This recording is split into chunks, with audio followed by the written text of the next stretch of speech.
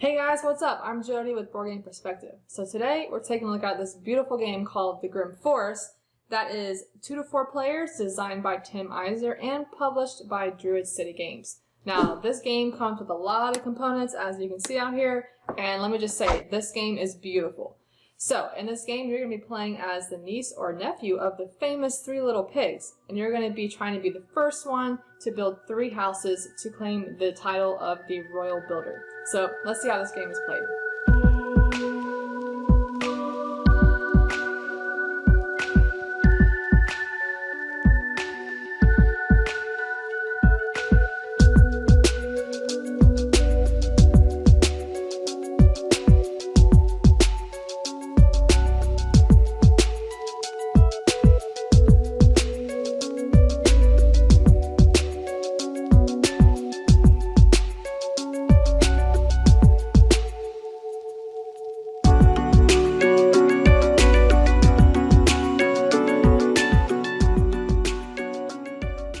So real quick, if you are playing a 2-player game, you will be using this die as a neutral player where you'll be rolling and picking up resources. And then if you happen to be playing with a 4-player game, you'll actually be using the market here, and each player will also grab a gather card that is the gather market as well. So like I said, we're setting this up for 3 players. So each player is going to grab a player board and grab the matching color for their little player miniature, their little pig. Each player gets a player aid and 3 gather cards that correspond with these locations up here. So you're going to put out these 3 different locations, the fields, forests, and brickyards, and also the corresponding first builder bonuses for each one of those as well. And then on each one you'll see there's these numbers down here. This is the mega bonus, so the larger numbers for each resource. You're going to start with 1 on each location, and then you're going to have a supply of monster miniatures here and a supply of resources and all the different buildings. You're going to shuffle up the Fable and Friend cards and put them in a supply, and then the first player gets this token to start.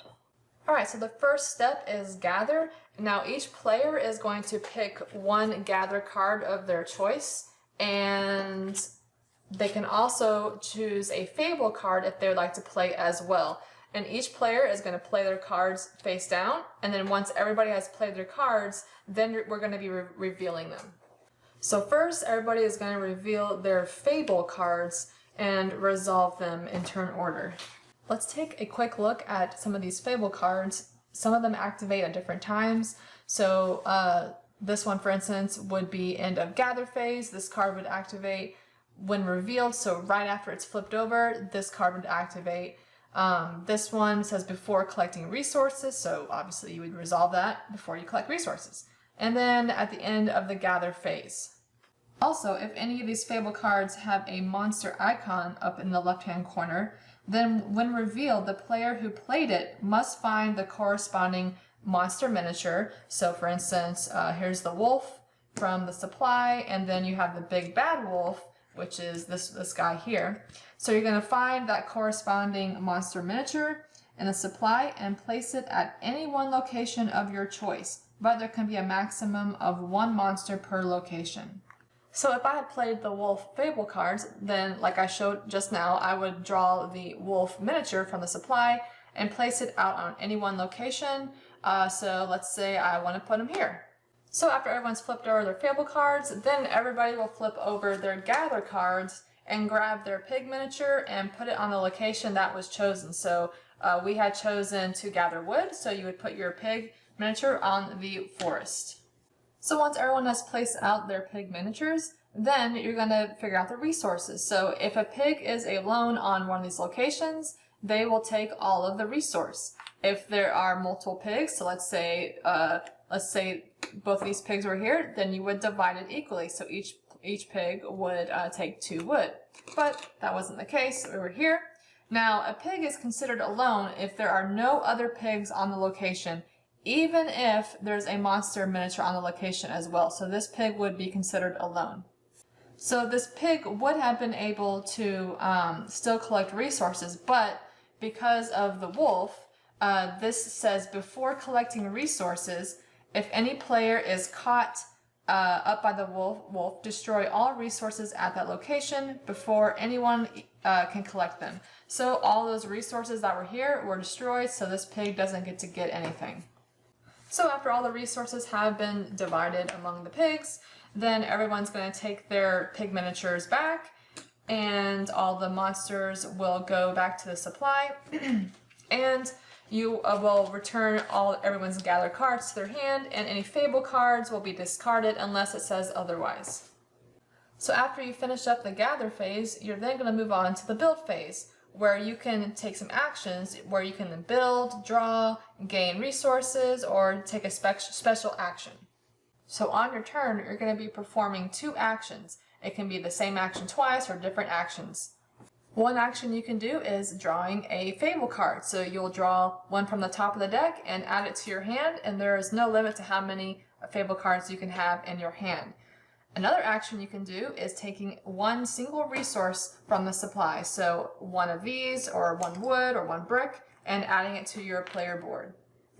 Another action you can do is build. So you can build one house section, but you have to pay the appropriate resources. So for instance, if I were to build a floor, it would cost 2 of the corresponding resource, whether it was straw, wood, or brick.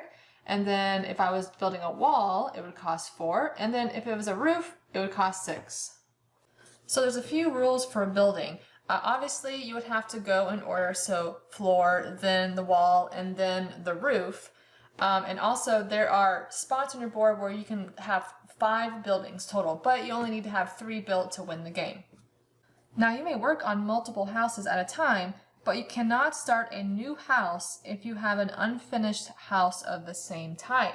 So for example, I'm already working on a wood house here, but it's not complete. So I could not place out a floor of a wood building and start. I couldn't do that until I had finished this one.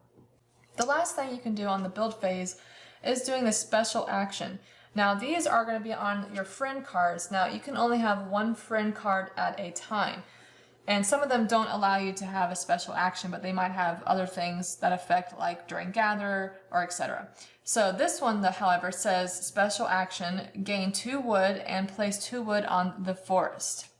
So let's say for one of our 2 actions, we chose to do the special action on our friend card. So we would take 2 wood from the supply and add it to our player board, and then place 2 wood on the forest. Now, like I said earlier, you can only have 1 friend card at a time. So if you have the option to choose a new friend card, you would pick up one, and then you would decide whether or not you wanted to keep this. If you decided to keep this, then you would discard the one you currently have and replace it with the new one. If, however, you did not want to keep this new friend card, you could give it to your opponent, and they would have to discard their current friend card and take this one. Now, if you happen to be the player who finished a certain house type first, so for instance, we just finished a straw house and no one else did, then we would get the first builder bonus. And you would take this, and then you could choose, you could grab a friend card from the supply, or you could grab 2 fable cards and add to your hand, or you could grab 1 of each resource. So after all players have taken their 2 actions, then you go on to the cleanup phase. So the first thing you're going to do is rotate the starting player to the next player. And then every player is going to grab back their pig miniatures to their play area. And then lastly, you're going to put 1 mega resource on each of the locations. So we got the 4 mega resource here, the 5, and the 3. Now the game is going to end if at the end of a build phase, at least 1 player has completed 3 houses. So as you can see on this example here, we had multiple houses going because each player has the option of 5 building sites, which I have out here. But I had completed 3 of these houses, and I was the first one to do that, so I would win. Now, if more than 1 player has any 3 complete houses, the winner is the pig that built the sturdiest houses, with brick houses being the sturdiest, and then wood houses, and then straw. Also want to point out, at the end of the rulebook, there is this nice appendix where if you have any questions about some of the cards, it goes in more detail about each card, friend cards and fable cards, so that's a nice reference to have. Alright guys, so that is how to play the Grimm Forest. So go ahead and leave some comments down below and let us know what you think about the game and if you have any questions. And as always, if you want to help us out, go ahead and hit that subscribe button and like this video. And until next time guys, thanks for watching.